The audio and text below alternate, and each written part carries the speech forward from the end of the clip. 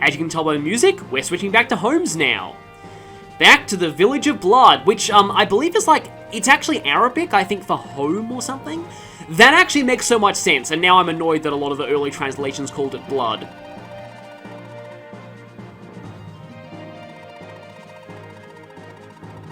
So, while Runan deals with the truths about, well, that he doesn't know yet, Holmes is going to be going back and continuing the Salian War.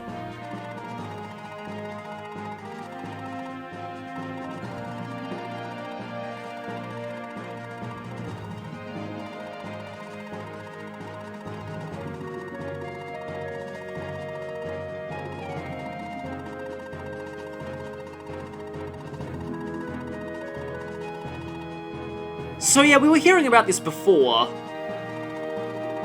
Why Salia went into turmoil when someone was born with the brand. It seems like that child died. Yeah, Duke Robert's children, I believe that those are the Pegasus siblings. They don't actually tell you that, but that is the case. And yeah, it's still annoying that women don't seem to be in the line of succession here.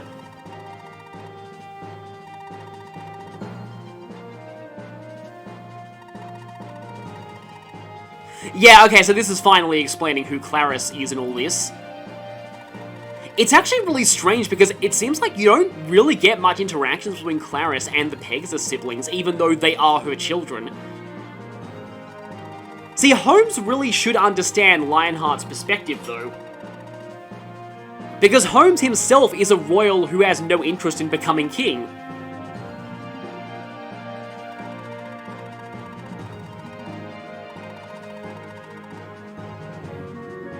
Ah, yes. Being indebted to somebody who becomes a king in the future. That'll certainly, be lucrative for Holmes.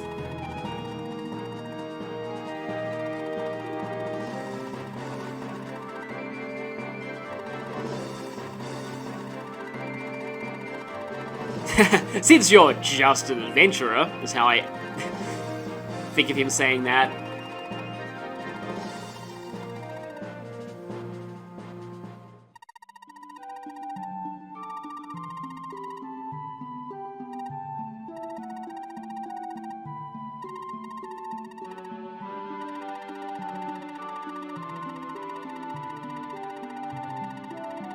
And that means we'll pass by Fort Erail once more and have another chance at the forging quest. Though I think I'm actually going to have to go there a third time. Because I need a mastery potion, and I think you get that after Fort Erail.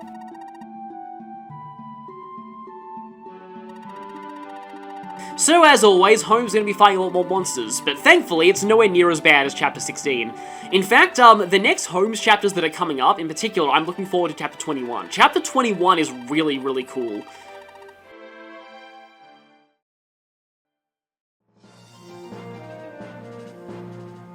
So, monsters in Erail Mountains, monsters in Fort Ligria, and monsters in Leda Valley.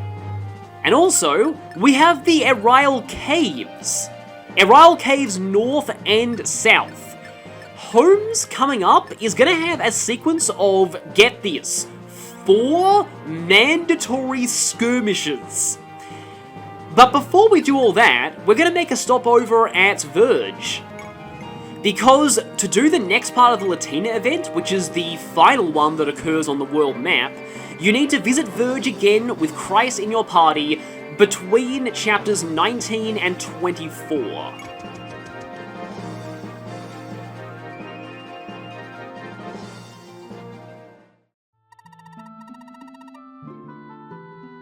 I actually completely forgot her name.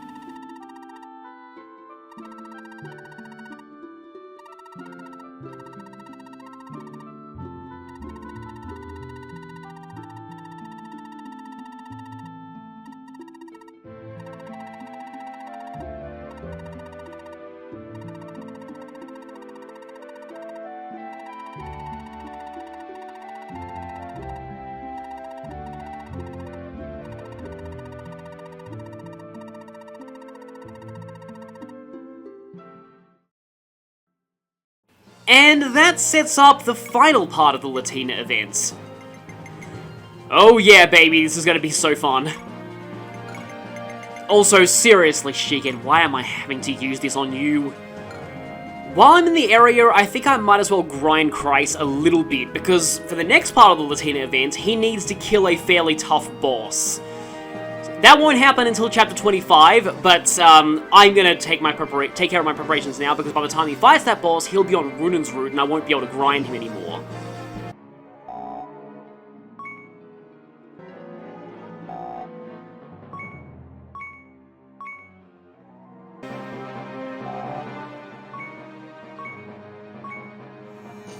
I need some more money in order to buy a few things for the forging quest, so gambling time. A few things that I didn't know about gambling that were told to me in the comments are that the odds of winning the coin toss are actually 50 plus your character's luck percent, which means they're always in your favor. And you get Lyria in chapter 15, and she starts with a really high base luck stats. The second thing is that this works exactly like the coins from Radiant Dawn. The result is always predetermined every time, and no amount of save reloading will change the outcome. So I'm gonna hope that I get lucky here. Lyria has like a 62% chance of winning the coin toss. So I've got like about 7,000 gold to spend. Let's see if I get lucky. Doesn't really matter which I choose, actually. And yeah, there's an animation for it, too.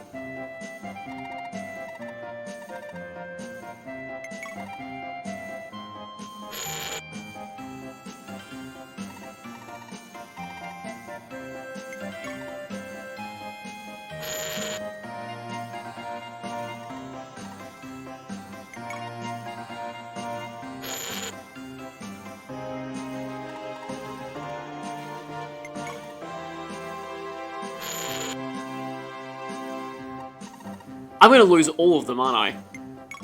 62% chance of winning.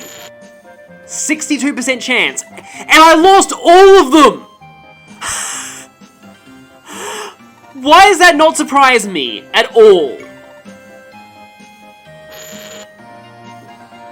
Yep, all of them lost. All. Now, is it the result that's predetermined, or whether you win or lose that's predetermined? That I need to find out, because I've reloaded, and if I bet tails every time...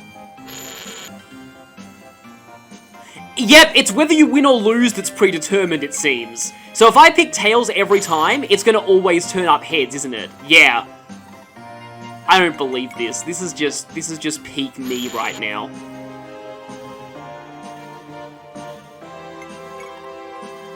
And if I switch over to heads, it's gonna be tails.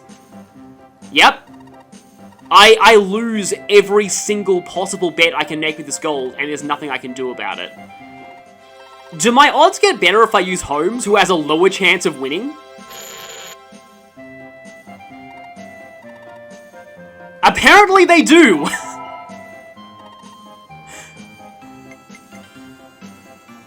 That is so weird.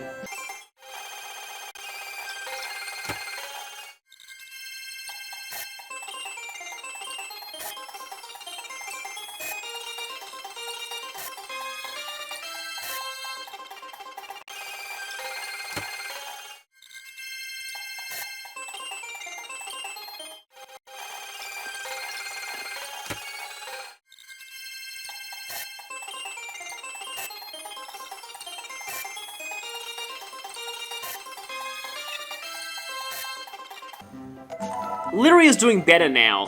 See, since the odds are always in your favor, statistically speaking, if you have enough money to afford it, if you keep gambling, you are likely to win money in the end. Because that's just how statistics work if you've got above a 50% chance, unless you're me. But yeah, I'm just going to keep doing this until I get a decent amount of goals. By the power of save stating whenever I had more money than the last time I save stated, and also switching to Holmes or Catry whenever Lyria went on a losing streak, and then switching back again once they won, I've got 20,000 gold now. So I might be able to cover the shields I need to buy along with a terrain skill, and I actually want to get Urbanite on Plum instead of Frontiersman on another person. So yes, please give Plum Urbanite. That's gonna help out in a later map. And quite a few maps, actually, because, I think I'll be putting her on Runan's route next, and Runan has a lot of indoor maps on his next split. So I need one magic shield, and one leather shield. I'm sure there's a bajillion places that sell those. Yep, here's the leather shield. And now I can move out to Fort Ligria, which has a force monster infestation that is a little bit more intense than the monster infestation it had previously. I forget if there are actually moguls here or not, but I do know there's a very, very strong Great Ogre boss of this skirmish. One I accidentally got someone killed to in my test playthrough because I underestimated how strong he is. Okay, so no moguls, but there are a few harpies that'll just suicide on these guys, as well as a lot of other enemies, including some gargoyles. This guy right here, yeah, his stats are freakishly high, and he has a killer axe. Attack speed of only 3 though, but still, you want to watch out for him.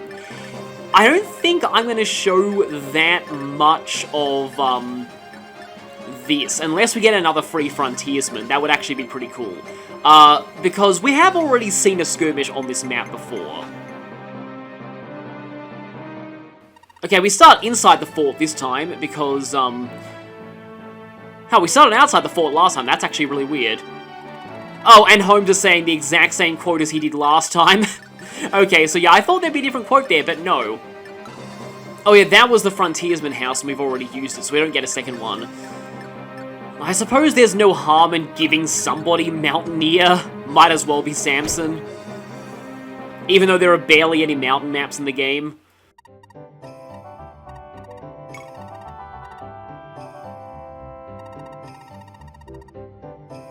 Yeah, I'm sure Samson has the strong back and legs covered.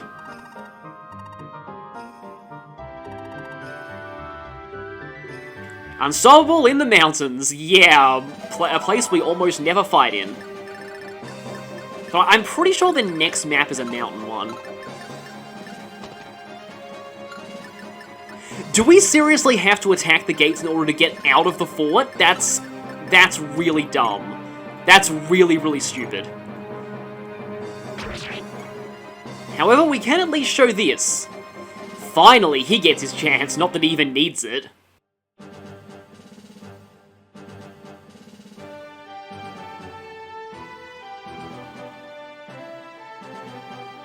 And like Shigen, he barely looks any different. But he does get a new title on his stat screen. He is now Dark Assassin, which actually doesn't sound as cool as Reaper of Shram, so I feel like this is a bit of a downgrade. Yeah, Bonewalkers in this game have pretty good defense. That's also a level 20 Bonewalker too. This is a pretty tough monster skirmish.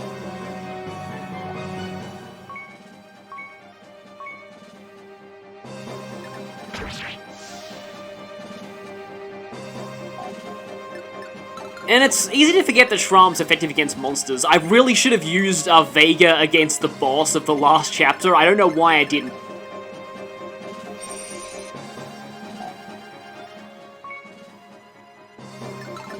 That's actually good. One more of those and she can use Physic.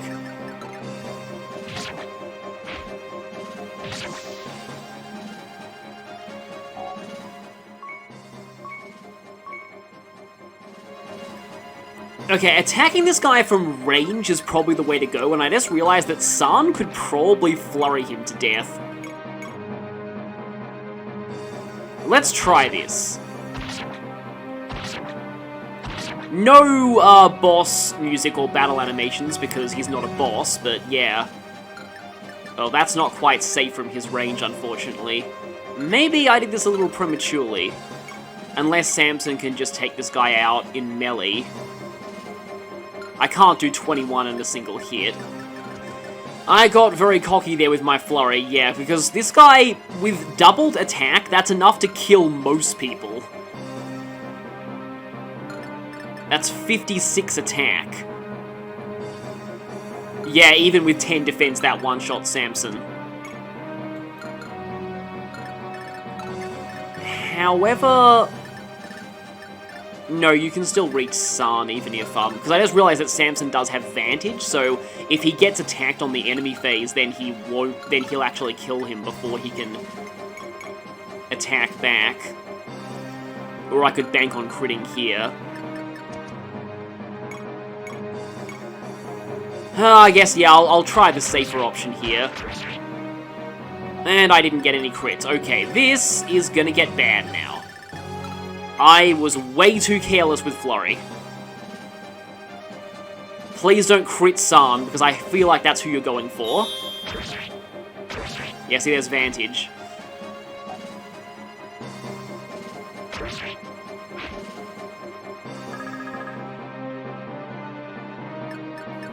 Oh, he doesn't move! Okay, well, I worried for nothing then. So, goodbye. I'll do this with the wooden bow just because. Actually, I won't do that. I was gonna say death by splinters, but no. Yeah, okay, he doesn't move. That makes him a lot easier. You can just cheese him at range. But yeah, I've had that guy kill people before. His stats are crazy, and if he crits, nearly anybody is instantly dead.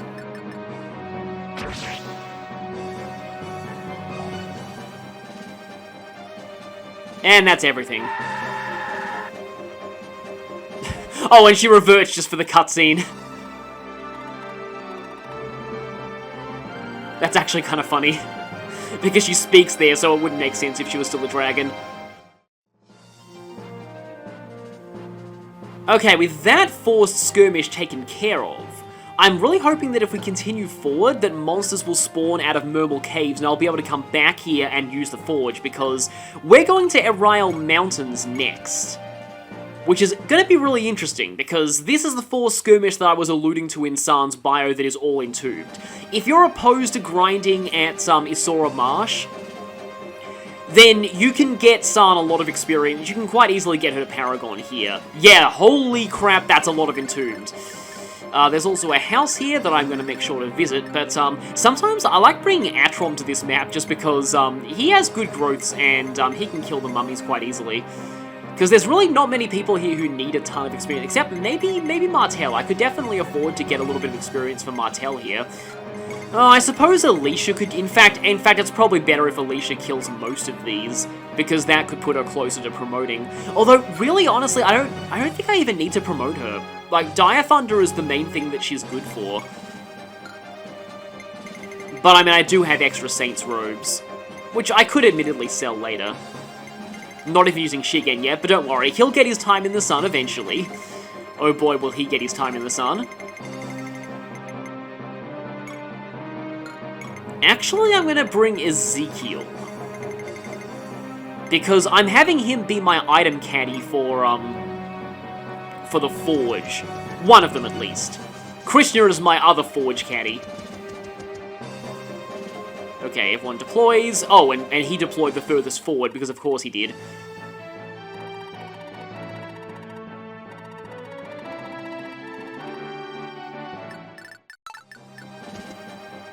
So here, you're going to double back to that house, while all of these entombs... I think that they are a little stronger than most entombed, because they have 1 in most stats instead of 0, and they have 12 HP instead of 10. But at the same time, they're really still not a threat.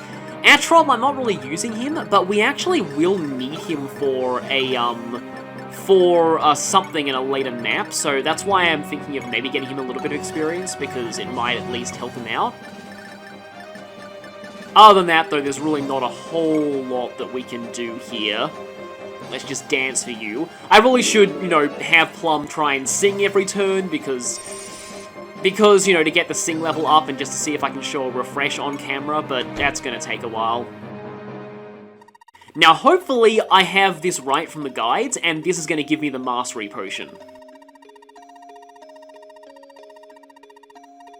Lots of adventurers like you went through here. Then they took a monster in the knee.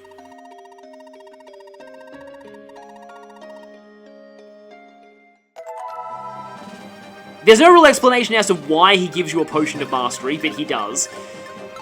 And yeah, I'm pretty sure this is just a route. Yeah, it's a route map.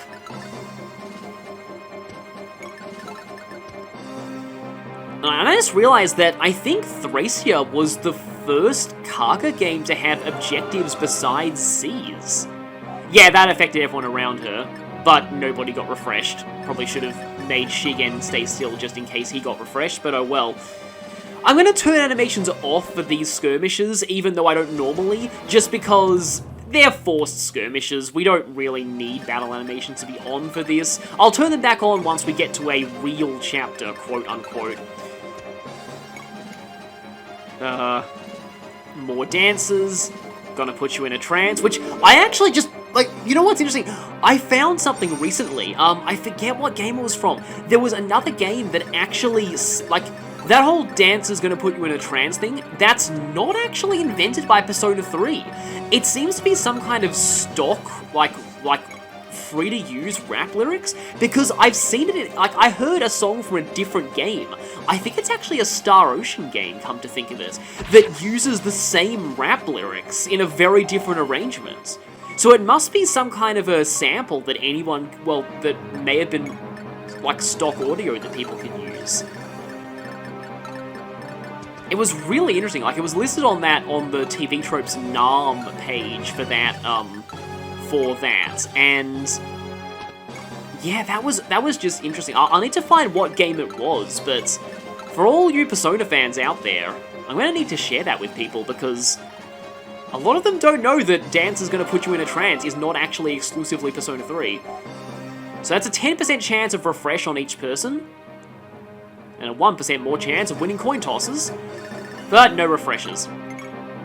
Speaking of the coin toss, I have actually heard, I think it's according to the War of Dragons guide, which is that Spanish guide I was talking about earlier in the playthrough, that there is a cap on the amount of money that you can win in the coin tosses. And that makes sense if the odds are rigged in your favor. Like, it makes sense that that guy would not want to keep gambling with you if you were overall winning more than you were losing, because it reminds me a bit of, I'm sure I've actually talked about this in another playthrough, but one of the Murderous Maths books, I used to love those as a kid, it talks about, the one about probability, it talks about how there was this one aristocrat who invented a gambling game that was very, very slightly rigged in his favor. Like, it was a, but it was like a 0.00001% chance of him winning, but he played the game a lot, and on average that would mean that he would win more and more, and he eventually won a lot of money that way, and nobody realized that the game was rigged against them.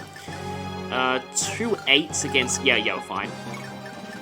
Nobody realized that game was rigged against them, but then he came up with a different game, and this game, it turns out, was actually very slightly rigged against him, and he didn't realize. It was like 0.000001 against him, and he played that game a lot, and he lost basically everything.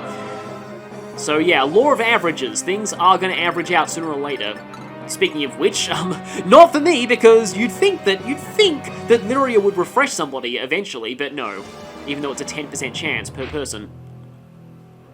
Mummer slap, no. And goodbye, Mummer. No level up, though. Because, yeah, eventually, mummies don't have a lot of score, so they're not a guaranteed level up every time, but they do usually give you more experience than most other enemies of comparable types. Okay, you're level 6 now. I'm just trying to think. Is it... I just brought Atrom, and I'm not even going to let him get any kills here. 3 more, that'll get you to 9. Is it more worth it to get you promoted, or is it more worth it to get more levels on my Pegasus Knight? A question for the ages. You're at the very least going to take this one. And there are going to be 2 more forced skirmishes after this, so there's going to be plenty of time. Plus another skirmish at Fort Ariel, if I go back there for the forging, which I really should do. Okay, so that's another Mummer down. I was about to say whoever gets the best level ups is going to be getting the next one, but they were both kind of bad. Except you at least gained 1 stat. Didn't gain magic though. Not that she really needs much of it. I do have a second Levin sword now. Should I give it to her, or... I'm sure I have a second Levin sword. In fact, that's going to mean that I'm giving up on you getting more experience off of the mummies, though. I suppose I can get... It's like, I'm not really gonna use Alicia, is the thing. No, I'm gonna have you take out the Entombed. I can convoy with Holmes after the chapter's over. Well, skirmish, but you get the idea.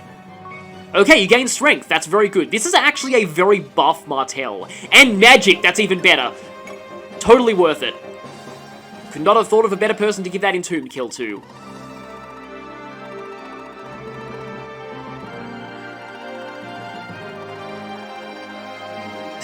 Well, I actually would too. If they'll let me, and give me a skirmish in Fort, Ariel. Because once you go into the caves, you will be locked in until you're out of the caves, and you'll be taking on chapter, like this here, Leader Valley, this is chapter 20, and then chapter 21 comes right afterwards, after 2 skirmishes. So I would recommend being prepared before moving out. Now, come on, Moguls, you can spawn. I'm really hoping that I didn't mess this up. I've been all over the map. Things are looking really, really grim. I can't believe this. If I had picked the Mastery Potion at Oculus, this would not have happened. I'm just so depressed right now. I did all these preparations, and I just lost it. Just because of... And I'm not going to give up hope just yet, because one step of the Ligria Forge requires requires a Brave Sword, which the only way to get a Brave Sword on Holmes' route right now is as a very, very rare random chest item out of the Mobile Cave skirmish. They couldn't possibly expect you to have one of those by now. So there has to be a way you can do that skirmish again, maybe on the second route split, like once we meet up with Runen again. I don't know, or they just disable the Ligria Fort skirmishes at this point, just so that you don't get ambushed if you're going back to resupply, maybe? Anyway, there's a slim hope, but I'm still really annoyed. I probably messed it up, and... One single item. I have everything else I need. I could have taken the forging all the way up to an extra hammer and staff, which is the final reward for it. But anyway, here is Force Murmur Cave Skirmish number 1. Now, these skirmishes end once you open all the chests, and some of the chests start out opened, and they all have random items. I guess we're actually going to be fighting a Draco Zombie for real this time. They only have the AoE breath, so watch out for that. And I'm still going to keep the Actually, I don't think we've fought... hang on a minute, let me just check. I don't think we've fought these things before, these barbarians. Unfortunately, these maps are all indoors, so Pegasus Knights and also people like San are kind of out here. Okay, let's go. Third forced skirmish. Only one more to go after this. And Uni's going to be here to pilfer some chests. Wait, what? Xeno deploys all the way over there, really? That is actually really annoying. Like, why would somebody deploy all the way in that little corridor? There's no practical reason for somebody to go there.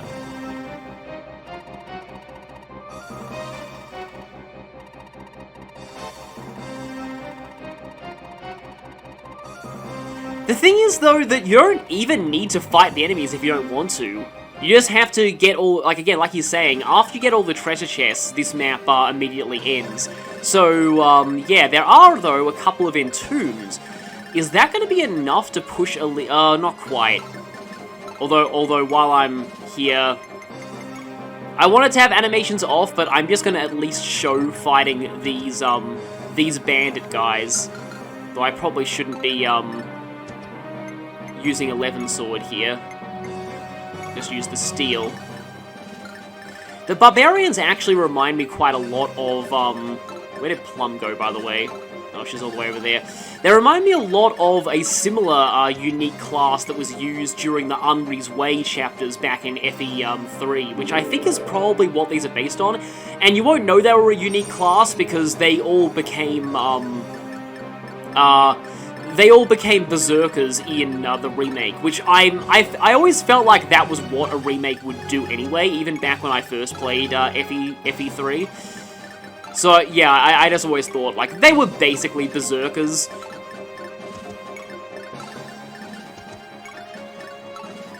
They don't really have much of an explanation for who these guys are, though, unlike the ones in Anri's Way who are specifically said to be, I think they're just tribesmen of the areas that have enslaved the local degenerated dragons, which I always thought was actually kind of an interesting concept. Yeah, this is what the barbarians look like. You don't really fight them that often. Nice afterimage effect there, too. Without her mount and without magic, Sasha is a little weak.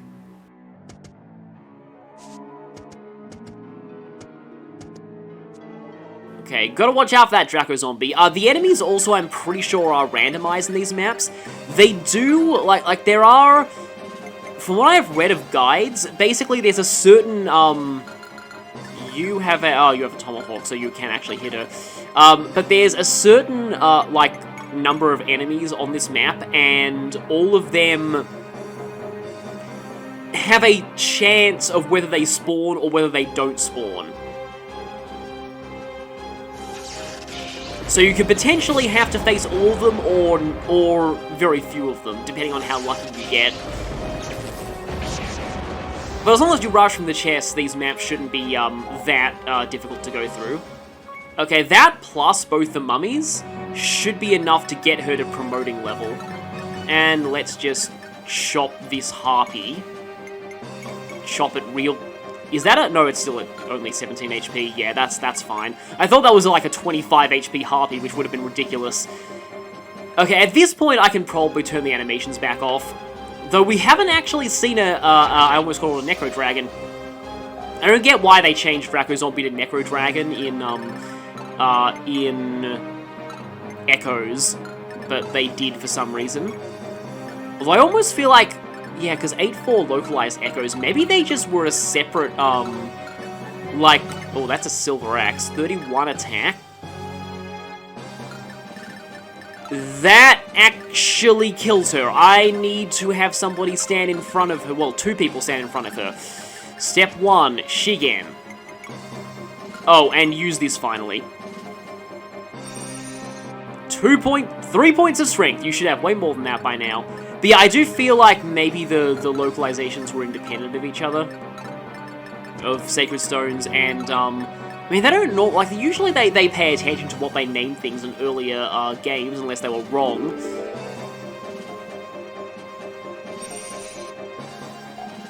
But yes, still, I don't really know why they decided to call it Necro Dragon instead of Draco Zombie.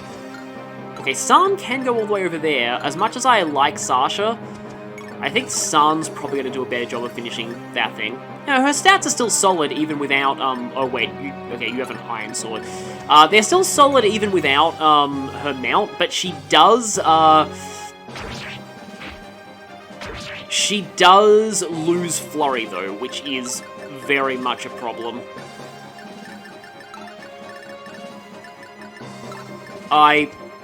Yeah, I suppose Holmes could, longbow. I don't see how the longbow can go over this cave wall. Maybe there's a little opening that he can shoot through somehow. There was like a little hole in the wall. And hey, Draco! I don't know if that can activate with bows or not, but that just triples the damage of one attack. If he gets it this early, it probably can activate with bows, but I'm not sure. Come on, Uni refresh? I mean, Uni has a higher chance of being refreshed by Lyria because she's one of the 2 people who get support with her. It's her and Atrom. Hey, she actually did get refreshed! Nice!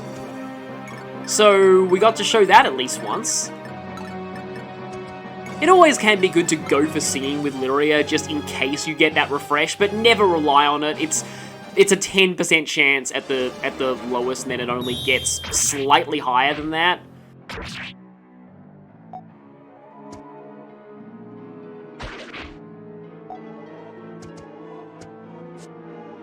Draco Zombie's just doing its random flying dance.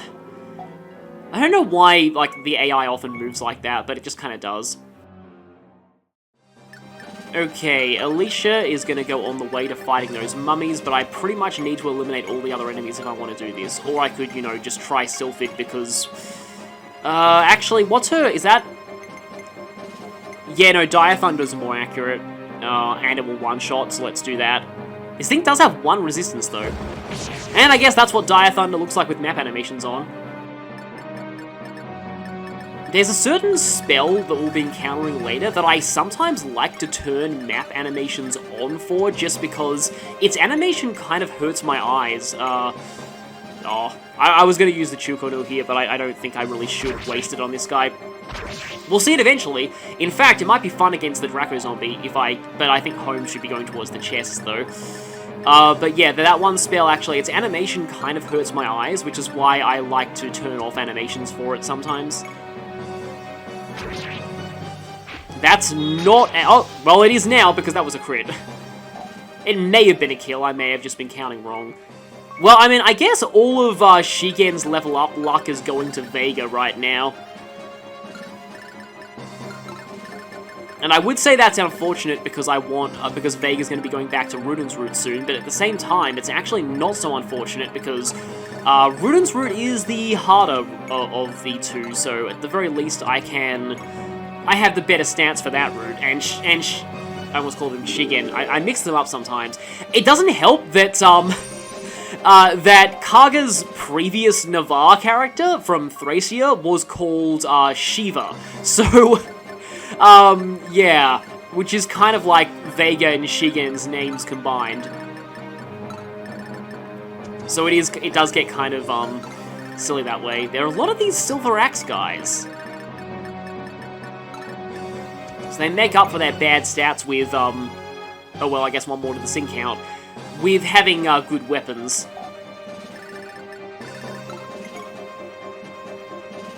I don't even know if Alicia is going to manage to get to level 10 here. Yeah, those Silver Axes hit really hard. I mean, I could have potentially tried to kill Shigen again here, but it's better to conserve Dullahan. I'm going to be needing it soon. Yes, we are quickly approaching that one chapter where repeatedly killing Shigen is a valid strategy, and that's kind of silly. You're getting some movement boost. I forget if it's Mountaineer or Frontiersman that you're getting. It's probably Mountaineer. So you'll be able to reach that thing next turn, which I'll need to remember to turn animations on for. And I'm pretty sure both of these, yeah, 8 attack, and she's going to be completely fine. But in that case, I'll equip Wind, just because I don't want to be wasting Thunders against them. Oh yeah, that guy needs to go. Let's just Scimitar you in the face. And get Draco, because why not? Don't think we've actually seen him use that with animations on. Oh, I mean, you have a heal staff at least. I gave one of my heal staves to someone else because I need it for the foraging quest, but I may not be able to do that, and that really annoys me. I've never done it in any of my playthroughs, but I was so looking forward to showing it off for the first time in this one, and I just feel really, really bad about it. It's just, I wanted to show as much of this game as possible, and it just really, really, I just kind of feel like I failed, but anyway, let's not dwell on depressing stuff that much. There should be one dead mummy. Yeah, one dead mummy.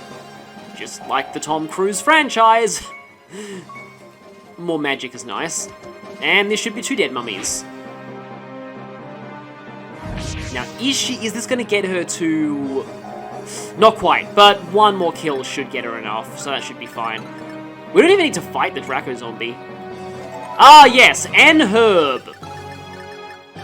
We can come back to these maps later on, whenever we want, so not really that big a deal. But I am going, if we don't get good items here is what I meant, but I am going to turn animations back on just so we can show this thing. Okay, it does do 27 points of defense piercing damage. Katri, however, has not moved yet. I'm gonna see if I can take this thing down here. Negative 16 attack speed though, so yeah, you're not gonna get doubled by it. Looks also kind of small. And crit, which left it on 1 HP, because they are pretty bulky. Also inaccurate. And yep, that's what Draco zombies look like in this game. They're not quite as dangerous as they were in Sacred Stones. But they are still something to worry about. Another cool thing about 3-tier trading is you can get something out of a convoy and then trade it to somebody else in the same turn. And now we can just get out of here. Main Gauche. I kept thinking there was an N in it when there isn't, but it's another one of those. Main Gauche is, or Gauche, it's French, I can't do French. But another one of those is actually kind of nice. So, okay, in terms of the items from the chests in these maps, I'll just put up on screen what the items are now.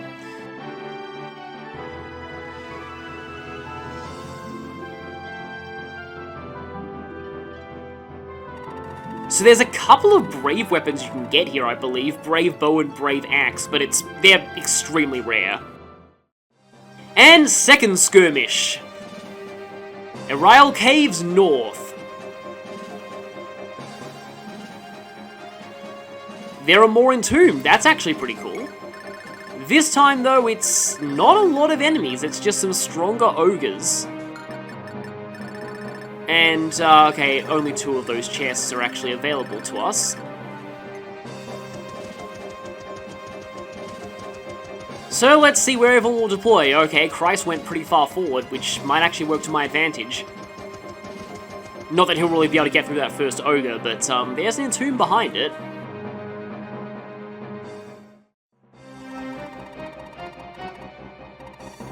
Yeah, seems like it's mostly ogres, lore-wise. Or she could watch her own back by turning into a dragon. So one thing that I actually want to say here, there is a conversation in Blood. If you bring Plum to the house that is the closest to the Seize Point. I missed this in my first visit to Blood, however you can get it any time if you come back to Blood. And I did go ahead and record that while I was gambling. However, I'm not going to show that conversation yet because I actually think it does spoil something kind of big about Plum. It's not required to finish Plum's subplot, so I'm going to save showing that conversation until I show the real big reveal about Plum that comes later. Like, I just feel like, again, it's a bit too much of a spoiler for now.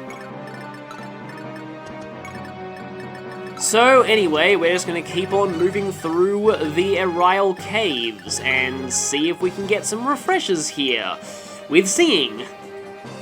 It's like a lame version of Raisin, Leanne, or Raphael. I was about to just say Raisin and Leanne, but yeah, shouldn't forget Raphael. It's funny, like, I probably would have said this a lot in my Radiant Dawn playthrough, but people used to really not like him because he had the worst movement of the herons.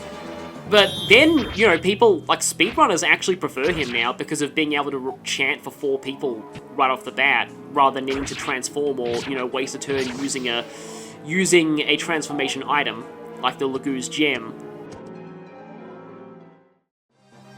Okay, I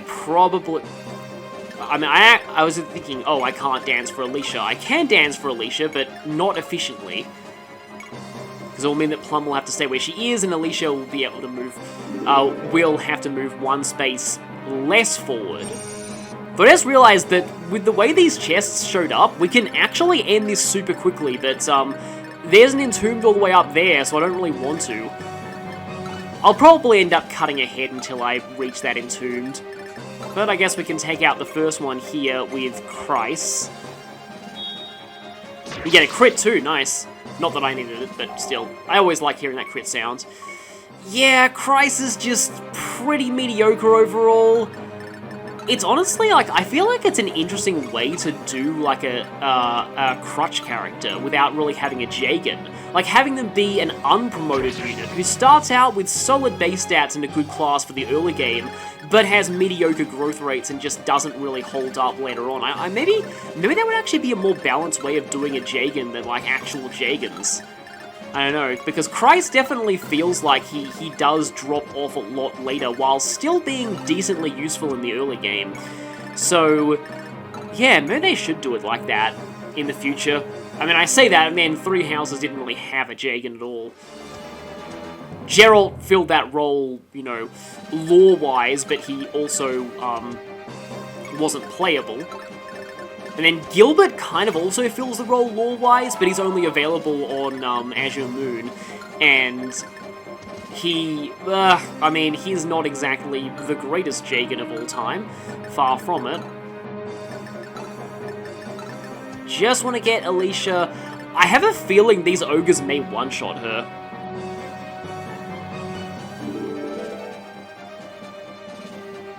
Some people say that Byla from the Lords are Jagans in Three Houses, but I don't really agree with that. Yeah, they do one-shot her, so I'll need to be a bit careful about that. Though I do also want Samson to be going forward if he can. But I also want Alicia to be able to... Well, San won't kill this guy. And she won't get, like, doubled and killed either. Like, I just think, like, the Three Houses Lords are just good growth units who happen to also get increased experience gain. They can quite easily become juggernauts ahead of the rest of the party, but it's not like they start out that way, and it's not like they're really just, you know, main characters who, again, happen to gain more experience. But speaking of that, if I... that's really, really weird. I don't know why you did that, but, as always, I'll just say it again, I won't question it. One space ahead, though, should be enough to get her into Dire Thunder range. I was going to talk, I mean, actually, though, I probably don't even have enough time for tangents right now because I'm almost at the end of this series of skirmishes, and I think I'll end things after that and then move on. You don't even kill that guy, wow, okay. And then I'll move on to the next chapter after this, but I guess I can have San fight this guy a little bit. I don't like the one critical. Okay, you know what's weird? I'm only doing 1 damage, and I was going to get angry at that, and then... I don't think she's gained strength at all since her base level. That's kind of insane. But, I was going to get angry at that, but at the same time, now she does exactly enough to kill with Dire Thunder, so that's hilarious.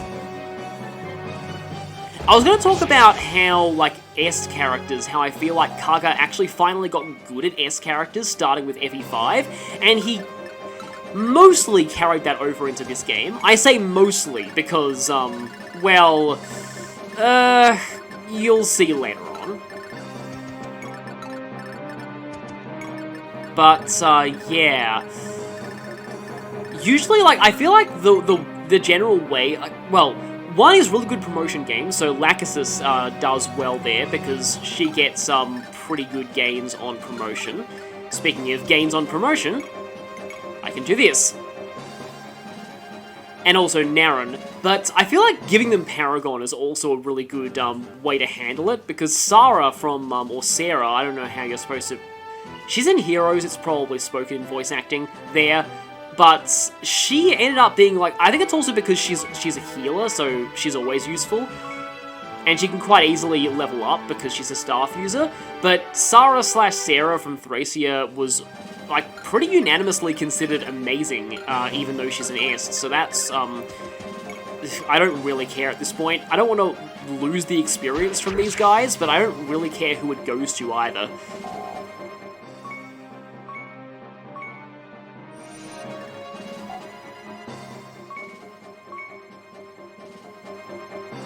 Oh hey, okay, Plum has 7 Mastery now, so she can use Physic. That's pretty much all she needs. I mean, Thracia also had its fair share of really bad S, like Miranda, who hilariously loses movement indoors on promotion. Mage Knight has less dismounted Mage Knight has less movement than unpromoted Mage, which is really silly. But anyway, let's grab this. another herb, and then I'll show up on screen what items you can get out of the chests here.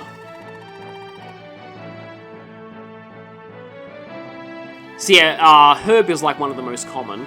You can get strength boosters here, a couple of promotion items, and also, oh, you can get an arbalest here too. But that's super, super rare. And it's quite hard to reset for these because you have to go through, these skirmishes and you can't even guarantee which chests are going to be available to open. But with that, we are officially out of the caves. So our next destination is Leader Valley itself. As I was saying, once you move out to Leader Valley, you'll take on chapters 20 and 21 in a row. So make sure you're prepared, especially because chapter 21 is probably Holmes' most difficult chapter. So I'll see you next time for some treasure hunting and monster fighting. Very, very dangerous monster fighting.